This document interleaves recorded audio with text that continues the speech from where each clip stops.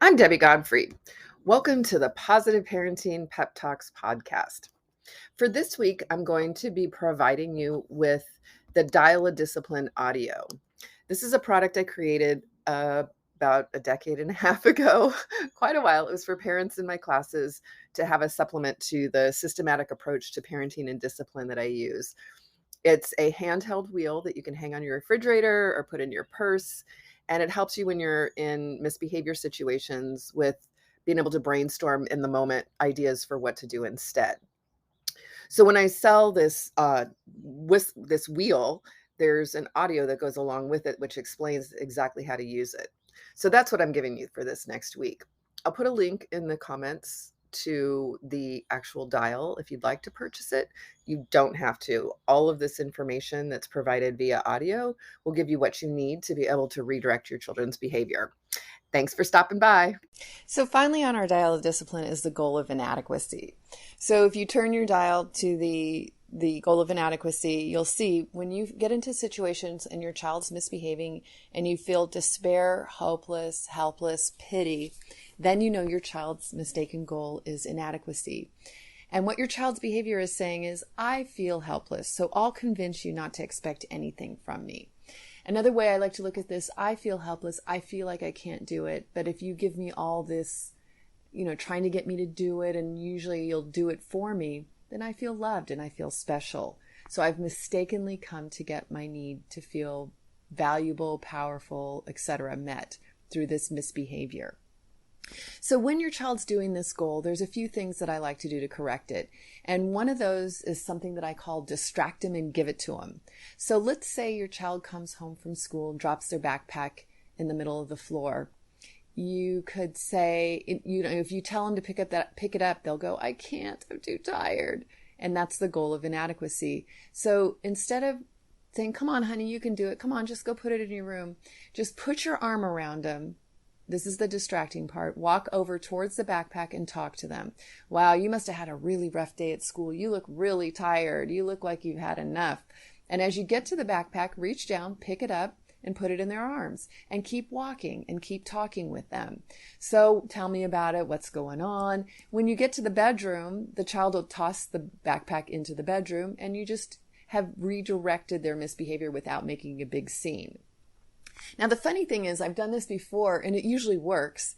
And one of the times that it didn't work, I tried to, when I bent over to pick up the backpack and put it in their arms, they dropped it. And what I realized in that moment was they were in the goal of power. It wasn't the goal of inadequacy.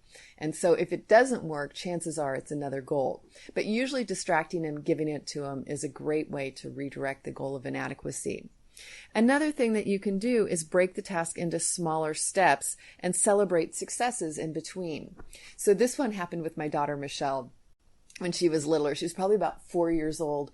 And we would get home from school and work and doing all that. And we get home and she'd get to the bottom of the stairs and she'd fall in a big heap and I can't get up the stairs. I'm so tired. I'm like, Michelle, come on, you can get up the stairs. I can't get up this. Michelle, you were just fighting in the car with your brother. Of course you can get up this. I can't get up the stairs. And she'd whine and she'd scream until finally I'd go over and I'd pick her up and I'd carry her up the stairs.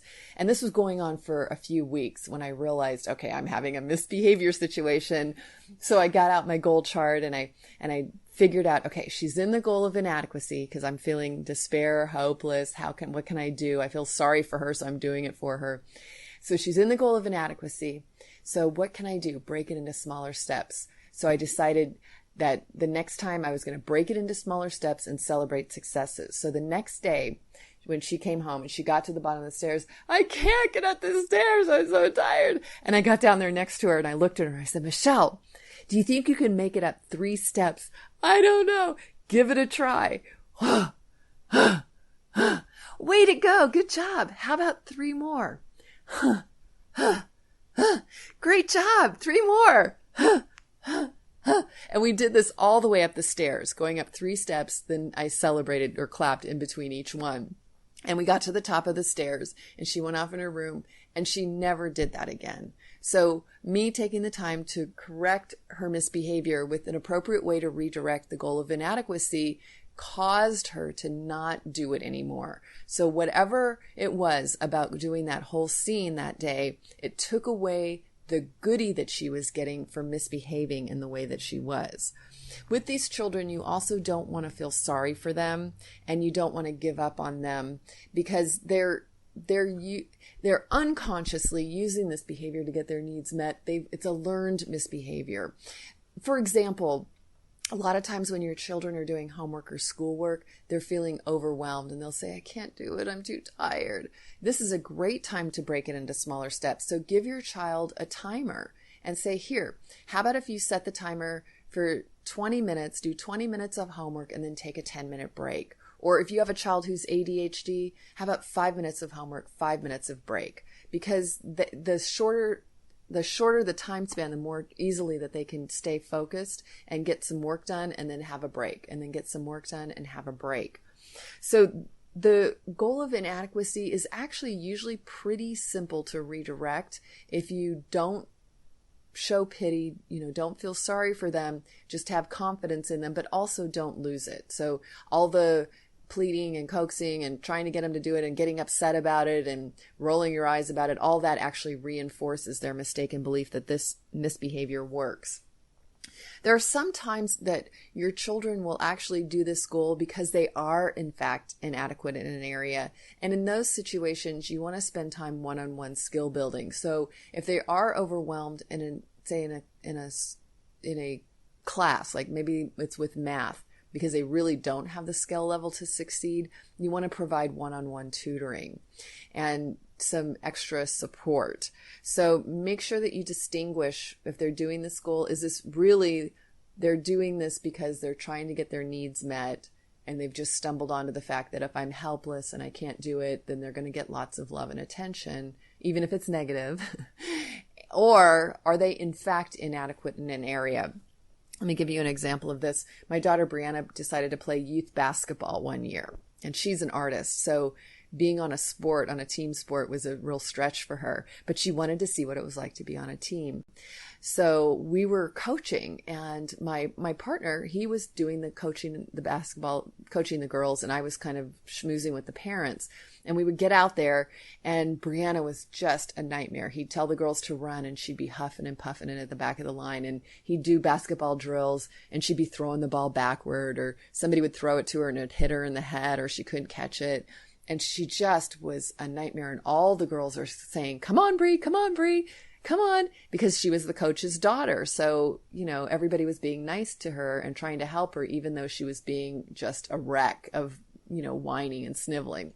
So I was looking through my books and trying to figure out what to do. And I realized it was a goal of inadequacy, but none of the redirecting steps seemed to really apply. And that's when I read this idea that sometimes they go into this goal because they are, in fact, inadequate. Well, she was, in fact, not skilled at basketball.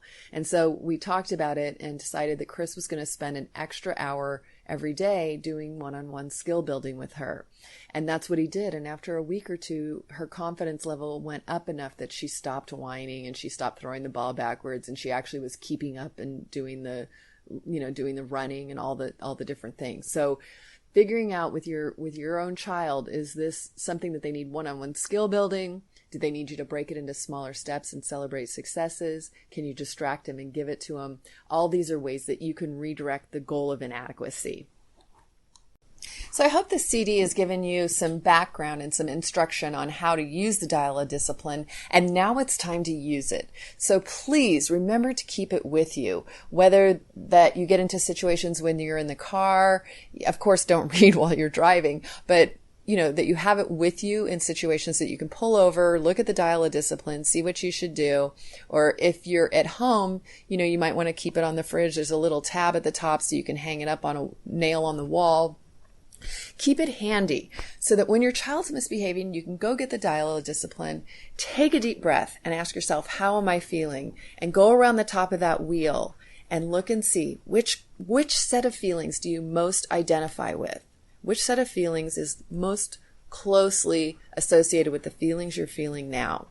And then go down the dial of discipline and understand, what is your child's mistaken goal? What is your child's mistaken belief? And get some little bullet points to remind you of what we've talked about here in this CD of how to correct their misbehavior in this situation. And I hope that you find this tool really useful for stopping and thinking before you discipline, because always when we take a moment to think before we discipline, we do a lot better than those knee-jerk reactions that happen. So I hope you enjoy this process. I hope you enjoy your dial of discipline, and have a great day and happy parenting. Thank you for listening to today's Positive Parenting Pep Talks podcast. If you're into season 2 and you're listening to all these great questions that the parents have and answers and ideas for what to do in all these different situations with your kids, please help us out. Like, share, subscribe, and especially leave us a positive review. All of that helps the podcast grow, and I really appreciate it. Thanks again for being here, and happy parenting.